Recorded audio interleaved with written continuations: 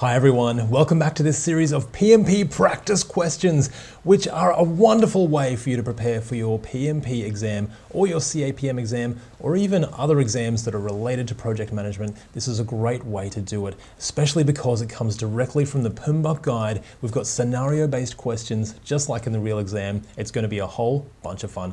Plus, these are waterfall-centric questions, which you're still going to see in the real world and you're still going to see on the exam. Really, really important. Let's get into it. It's going to be a whole bunch of fun. First question. You're in the initiating stages of a project working for a car manufacturer.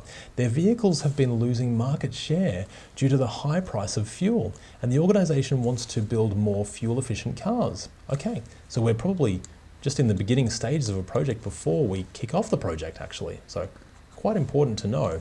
You've been asked to put together a business case. There we go, outlining the various options with a specific order to perform benchmarking. Even better, what will you do next? So it sounds like we're planning our project, doing the business case, which feeds into a project charter, and the project charter helps us kick off a project. But before all of that, if we're doing all of that, we need to do benchmarking to see what it is we can actually do. What's the change we need to make?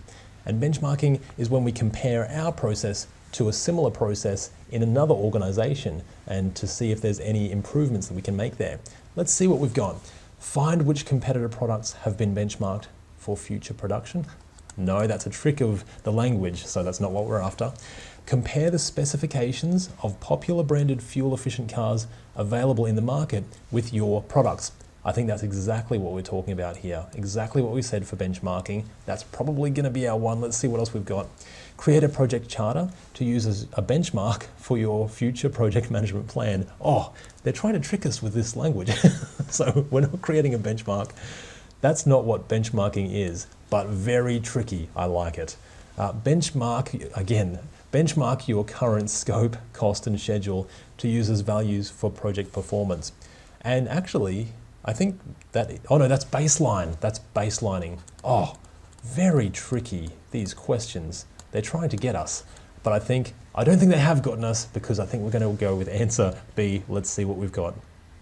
And there it is, exactly like we were saying. Benchmarking involves comparing actual or planned products, processes, and practices to those of comparable organizations to identify the best practices, generate ideas for improvement, and provide a basis for measuring performance. The organizations compared during benchmarking can be internal or external. So as long as we're getting ideas from their process, we're benchmarking ourselves against others. And there we are, page 143, benchmarking in the PMBOK guide, if you want to check that out for yourself. PMBOK 6th edition, by the way, which is a really much more waterfall-centric and still very applicable to your project management career. All right, that was a bunch of fun for our first question. Let's see what we've got next. When reviewing the, oh goodness, this looks tricky. Should we have clicked next? I'm not sure, maybe not. When reviewing the project performance with your team, you notice the following. Oh gosh, okay.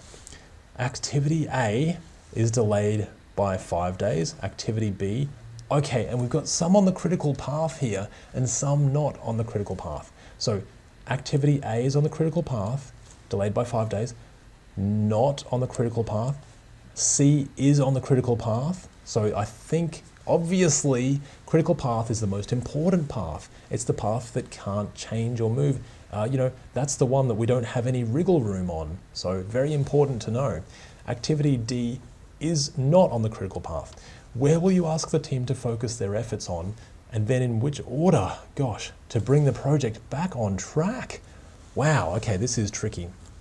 So first of all, let's focus on the critical path. And also, let's focus on the ones that are the most delayed.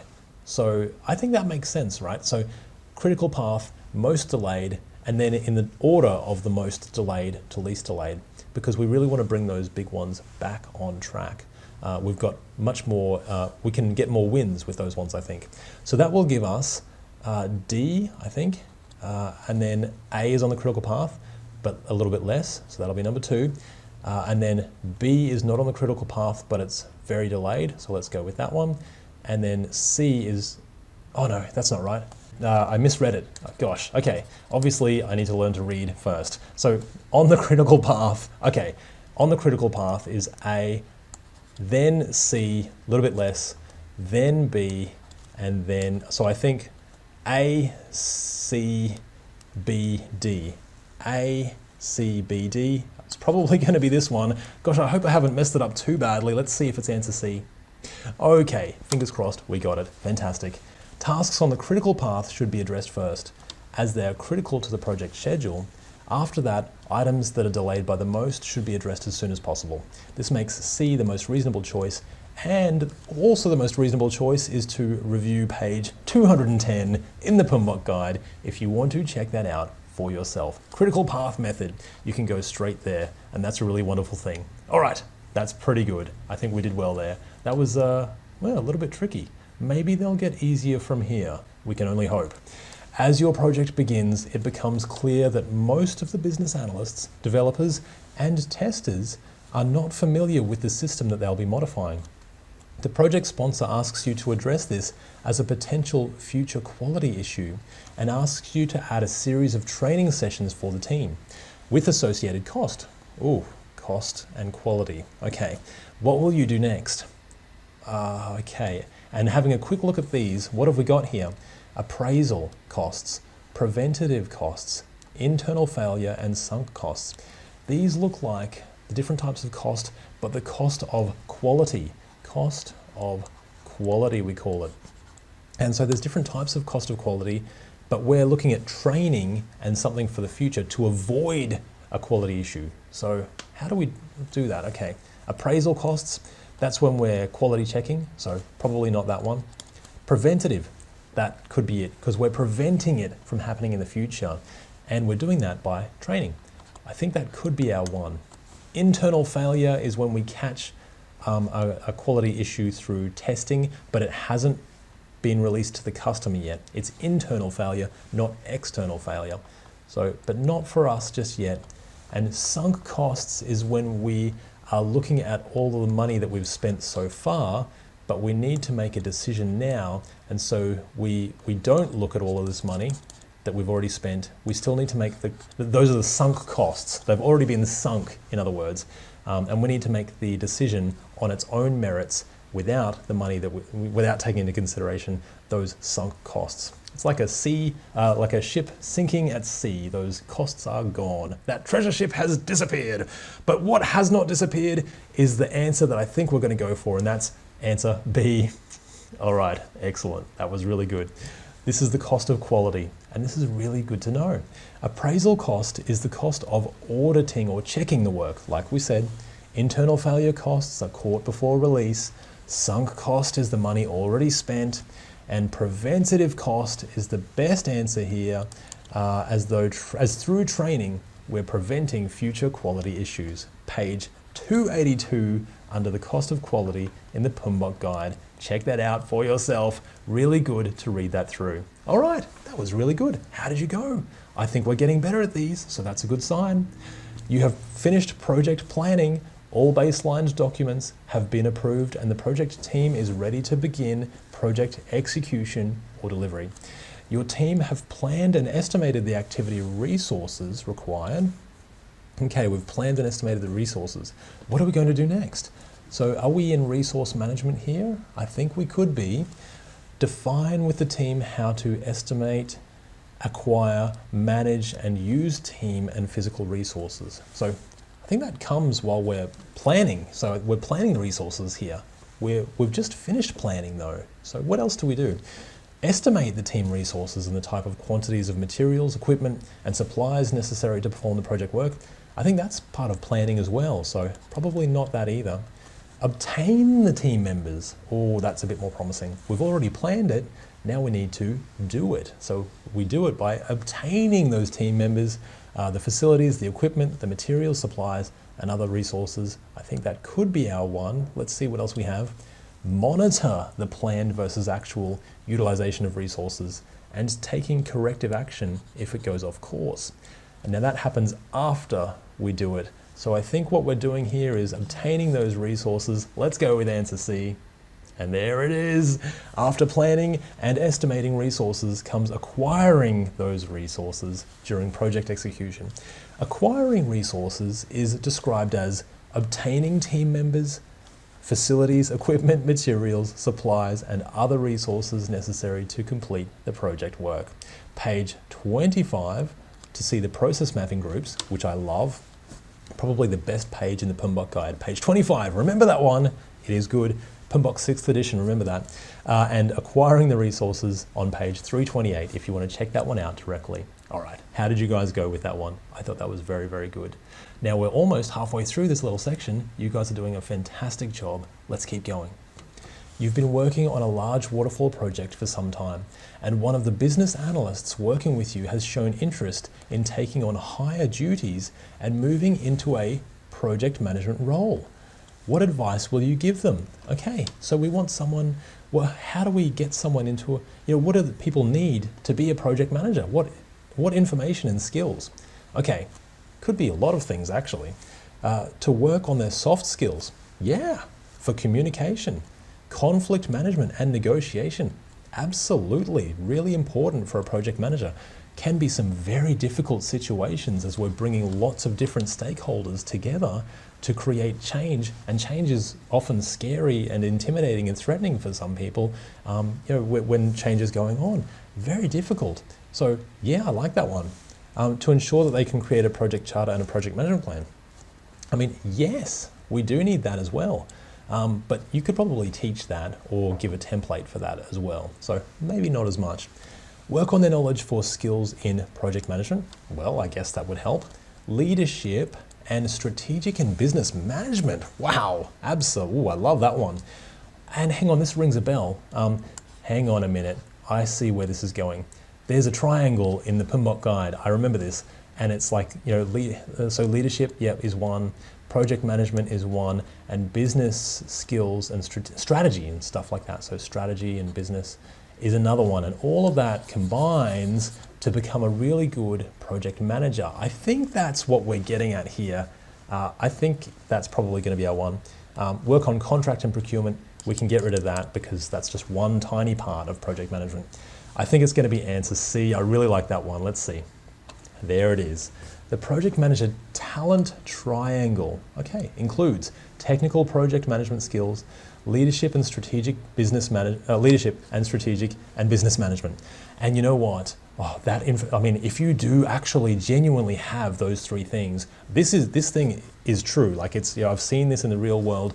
You need someone with the business acumen to tell if an idea is going to be right or wrong, or if it's going to work.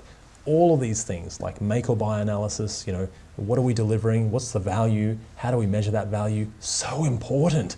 And you need to lead people through these changes, plus the technical project management skills like scope, quality, cost, schedule, all of those things we need to manage as well. You know what? It's a tricky thing, and learning about it in this way in the process is so powerful because you'll have that. Anyway, I'm waffling on, but I'm telling you, you're doing the right thing by learning this, and all of that to say. And if you want to check this out, as always, page 56 under Project Manager Competencies in the PMBOK guide, a little bedtime reading. Who wouldn't like a little bedtime reading like that? Okay, we're halfway through this little section, doing great. You're working as a project manager in an organization with a new project management office. They advise all project managers to fulfill their numerous roles within their sphere of influence. Oh, okay. So sphere of influence, you'll see this in the PMBOK guide. We've got ourselves, we've got the team, we've got the organization, we've got the industry, stuff like that. I don't know if that's exactly right, but it's similar to that. Oh yeah, look at that, it tells us. Project, industry, professional discipline, good. What's your responsibility when it comes to the organization as a project manager, as our sphere of influence? Okay, let's see. Proactively, I like that word already, interact with other project managers for demands on the same resources. Oh, yes. Funding, yes. Alignment of project goals to the organization, yes, absolutely. And it sort of ties in with that triangle that we were talking about, are our project goals, the business acumen, is this matching the strategy for the company? It's probably good if we know that that's happening. You know what, that's actually a really good answer. So we do need to work with others and make sure that all those things are aligned. Let's see what else we have just in case. Communicate within your project. That would be your project sphere. ensure an understanding of changing market niches and standards, that's your industry, and educate other professionals in the organization regarding the value of project management. Oh, that could be good. Educate other professionals. Oh, I think that is within the discipline or something like that. So within project management itself. Bit tricky. I like that one, but I love answer A because we really need to work with others within our organization to help make it work. Teamwork makes the dream work. You know how it goes. Let's go with answer A. And there it is. Okay, good. Excellent. Pretty close, but still that one took the cake. This is talking about the project manager's sphere of influence. Being proactive with other project managers for resources and funding is influencing within the organization. Communicating within your project is the project sphere. Understanding of market niches is the industry. And educating other professionals is across disciplines. Of course, because no matter what discipline you're in, you could be in manufacturing, software, you could be building a park, you could be building an app. It doesn't matter what it is. You could be, helping school children, building a school. You could be doing lots of things, building an education program. All of those different disciplines still need project management when they're making change. So we're across disciplines. Page 52, the project manager's sphere of influence. Amazing, amazing stuff. All right, let's get on to the next question. You have just joined an organization and you're about to be allocated to an existing project, delivering a new human resources system. You've heard that the project is behind its delivery milestones and it's over budget by $40,000 so far. There are multiple stakeholders with differing needs. What will you do next? Wow, sounds very tricky. So there's a lot to digest here, and we've only just joined the organization actually, and we haven't even been allocated to the project yet.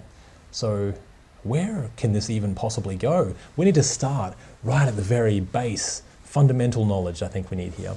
Create a project management plan? Yeah, maybe. Outlining the processes for each phase, but we haven't been allocated to the project yet. So, that's tricky. Let's not do that for now. Perform stakeholder engagement assessment to see who's sabotaging the project. Again, we haven't even been allocated to the project yet, so I think let's not do that for now. Start by understanding how the organization works. Okay, so we're starting way back at the beginning. How does this organization actually do business, including its politics and power? Do we need to do formal requests? Do all the requests need to go through this particular manager? Who has the money? Who has the power? Are decisions made at the water cooler? Do I need to be part of some particular group? How does the work actually get done in the real world? That is what we need to know. Meet with the project sponsor to understand why the project is off track. That's tempting, but the project sponsor isn't going to know. It's not their job to manage the project. It's their job to have the value delivered to them. We're the job to manage the project as a project manager. So for us, at this early stage, let's go with answer C. And there it is. Being new to the organization and new to the project, the best thing you can do is to understand the internal enterprise environmental factors.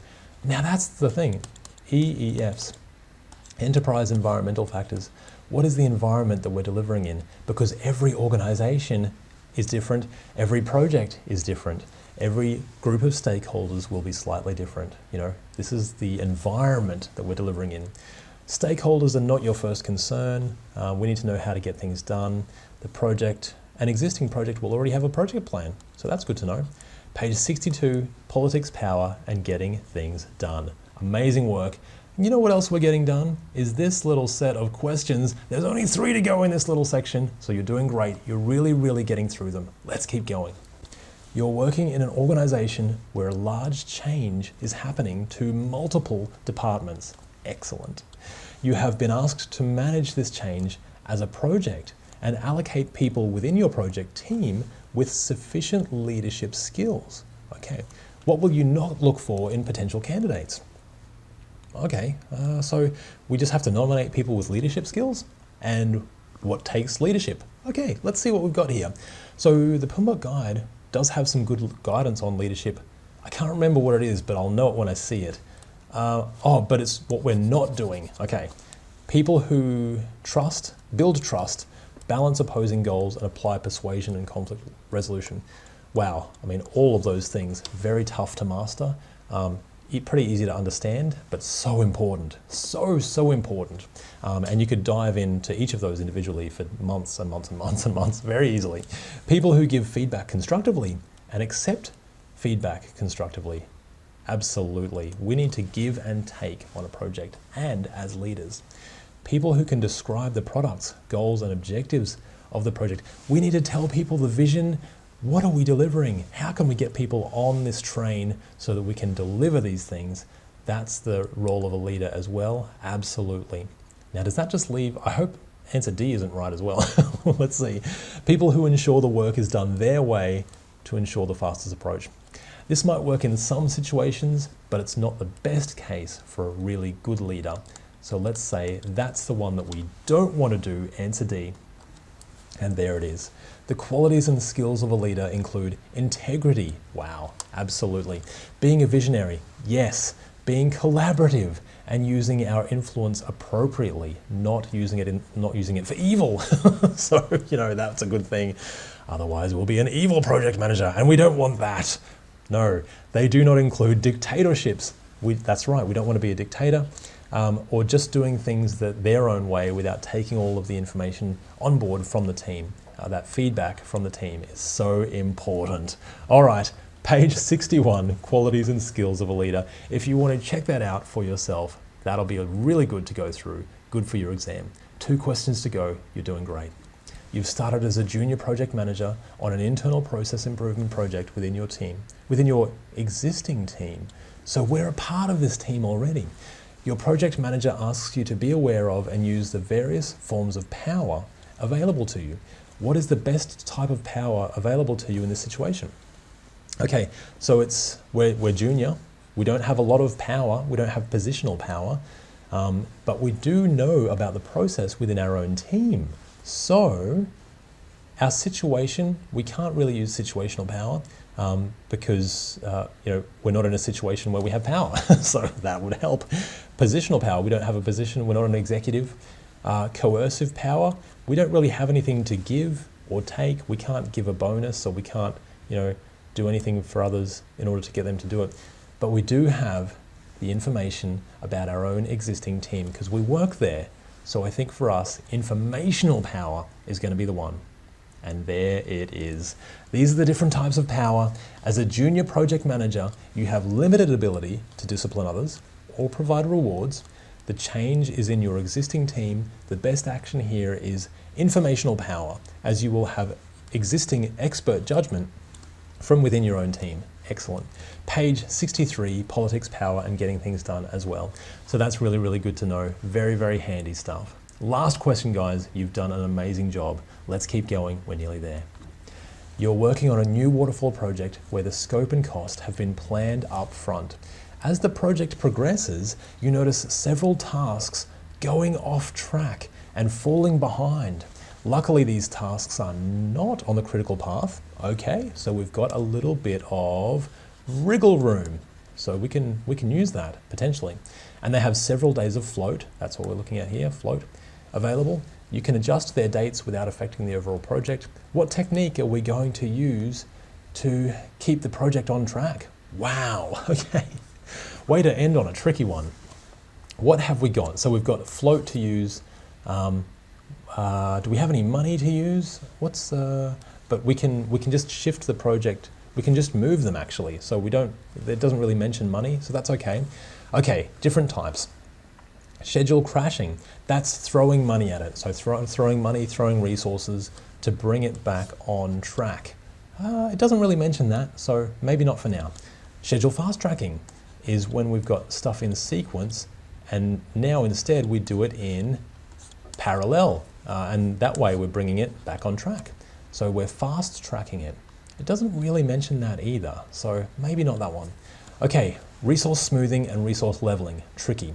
Okay, let's think.